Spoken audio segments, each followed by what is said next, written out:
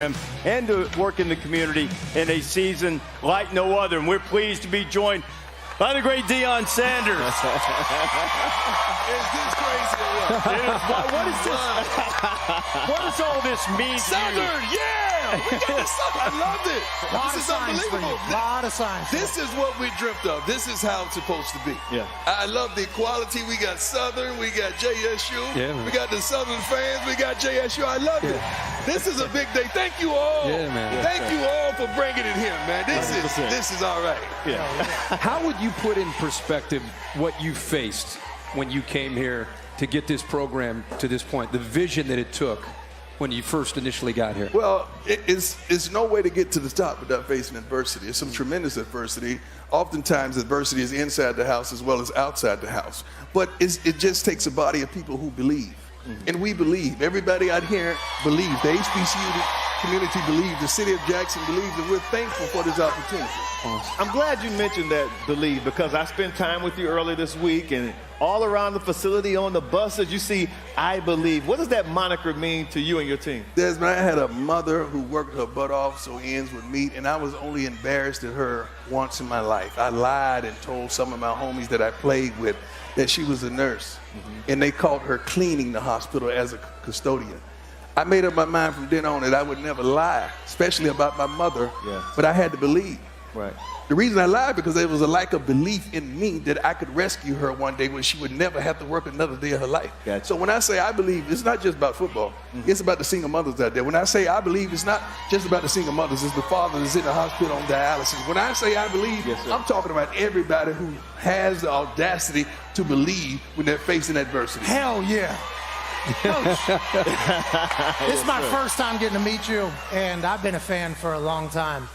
Ever since you dropped the world with look good, feel good. Play good, play good. Yeah. Play good, pay good, live good, die good. Yeah. Everything you do, you're good at. Okay? You're better than my friend who is the best at football. You're better than my friend who is the best at baseball. You make music that is absolute bangers. I wake up motivated. Okay? You could be the top one preacher in the world if you wanted to be. Thank you, sir. On television, you're amazing. You're a content creator for Barstool. You literally could do anything in the world and be great at it, I believe, just from watching from afar, because I believe that you could do anything, and you should, because you're a damn legend. With that being said, why college football?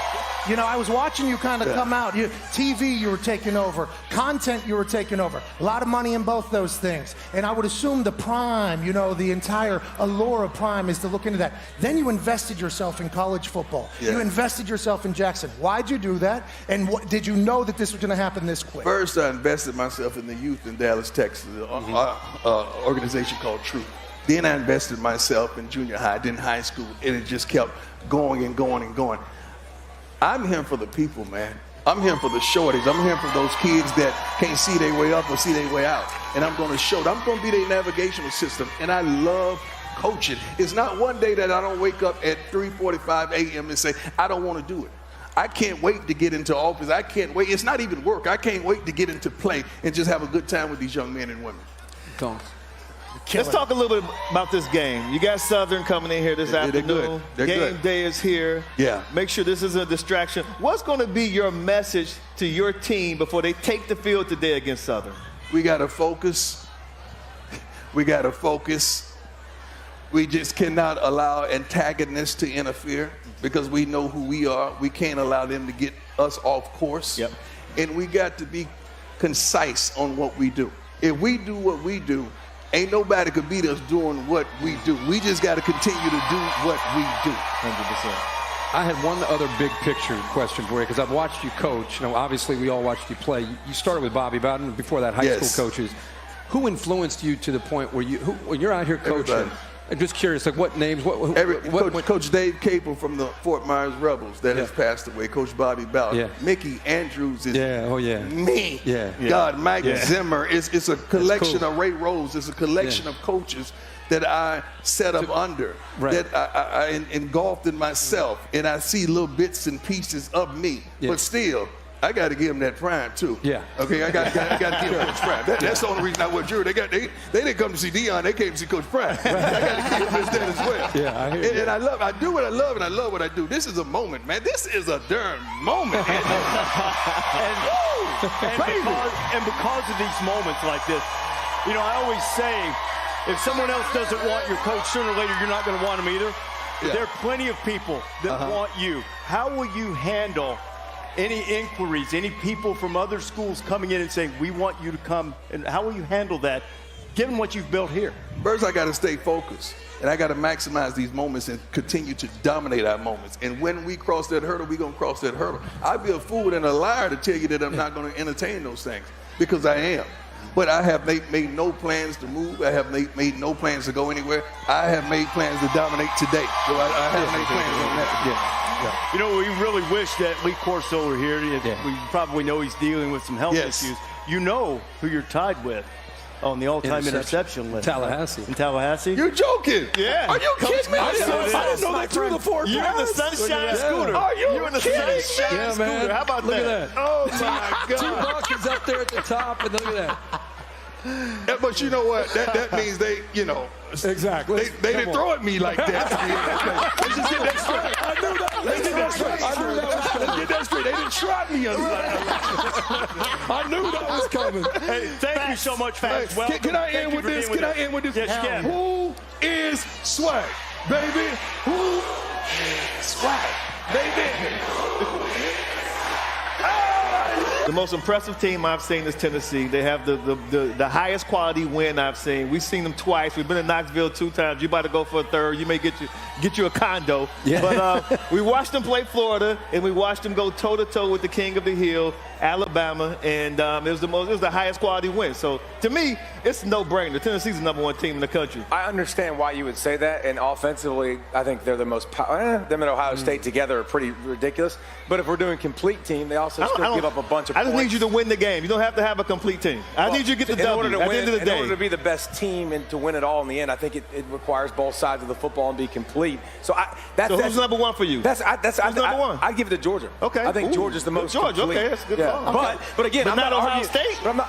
I think Ohio State could be one. I think Georgia could be one. No, I think but who Tennessee do could be you one. say is #1? I right said now? Georgia. There we go. Okay, the thing about that Georgia-Tennessee debate is next week. We're going to find out. 13.5-point spread, I believe. Wow. So I think Georgia's favored by 13.5 against the Tennessee team, and I think it's because of the defense I wouldn't and because doubt of it. what Will Levis could Yeah. potentially do today. For me, the Ohio State team is just, they bring over Jim Knowles from Oklahoma State. Oklahoma State's defense has kind of gone into the Cooper. I don't want to say it too low. And Ohio State's defense has gone from like 38th to 5th overall. Yeah. For me, right now, this far into the season, Ohio State is the most complete team. But all hell can break loose 1 week from now, Reese. Yeah. And Usually I feel does. I feel like that's what the college football playoff is all about if we're going to have a discussion. Yeah, I have Ohio State #1 because I think they would beat Tennessee. That's a subjective judgment. Tennessee clearly has Is that how it the works? best resume. That's a component If you of get it. to That's why December we have, 3rd yeah, and they're 4 and 5, yeah, that's kind of if they're comparable teams, there's the subjective quality. That's why we have a committee. You're gonna enjoy that. BCS for This is why I'm going to hate it. I watched it. This is why I'm not on that show on Wednesday night. Tuesday. I'm sorry, Tuesday night. Here's the thing, though. Here's the thing that everybody's worried to death about, unless you're an SEC fan. The possibility of 3 SEC teams. Here's how that would have to work. Alabama would have to win the SEC, and then you have Georgia or Tennessee, whoever loses that game, staying there with 1 loss, and then the other loses to Alabama in the championship game. Likelihood fair. Likelihood of all 3? Yeah. Possible, but I don't think so. Because you're going to get the Ohio State-Michigan winner in there as well. Clemson's out there, TCU's out there. What the worst possible scenario I think is, and we disagree, is, and the most likely scenario is Georgia beating Tennessee next week, and then Alabama beating Georgia. Then all hell breaks loose. Right. Alabama and Georgia are absolutely in. Then what happens with the team that had the regular season? That's going to be your problem. If they win the SEC, they're gold. Yeah. I mean, Tennessee? Yeah. No, Alabama. Absolutely. Yeah, 100%. I think a bigger question that people want to know the answer to is, do we have a problem with 3 teams from one conference potentially making it? Because it's like it's not fit. Like It if all 3, depends on if what happens 3 with other teams in other conferences, though. You know what I'm saying? Like, you just can't say. So I wasn't here whenever this whole thing was decided, and thank God we moved from the BCS to the college football playoff. But you have Power 5, right? That's what we've been talking about, Power 5. And there's only 4 slots. It makes no sense at all that it was only 2 semis to take each other on to get to the finals, because somebody can have an incredible. Look at TCU. TCU's got 4 out of their last 5 games on the road, but no ranked opponents. They're ranked number 7 right now. They might win the Big 12. They got no shot of going to college football playoff, basically, because of what's going on. I disagree with that, and that's the next thing I want to bring up, because you start talking about 3 SEC I'm just dealing teams. in reality. No, he's you gonna start set you talking about straight. 3 SEC teams here. But the other possibility is this: what if TCU wins out? What if Clemson wins out? Right. Then you might have 2 one-loss SEC teams sitting on the sideline, and everybody You outside think the they would do that? I don't think they would. If I got this guy. Clemson wins out, Clemson's in. and TCU wins TCU out. wins out. How can you keep them out? Yeah, That's what this college football playoff has done, though, right? That's like kind of the MO of this. I haven't been on the show as long. I've been watching. Each year is different. It depends on the strength of schedule and all that stuff that these guys talk about on Tuesday night. At the end of the day, no, for real. Like, the thing. Yeah. Since you're new to this, the thing is, we're supposed to put the best 4 teams